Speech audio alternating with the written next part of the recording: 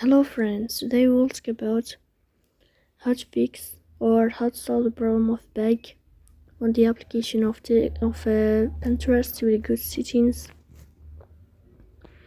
In this page you will go to apps, default apps, app settings. On above you will search about Pinterest and you will click. Here in this page of app info you will click on first stop and you will click OK. Here you will enter to storage, then we click on clear cache, then we go to Play Store. You will search about the application of Pinterest. Here if you find update in this blue sign, then we click on update. So please don't forget to support us by like and subscribe. See you next time, and thank you for your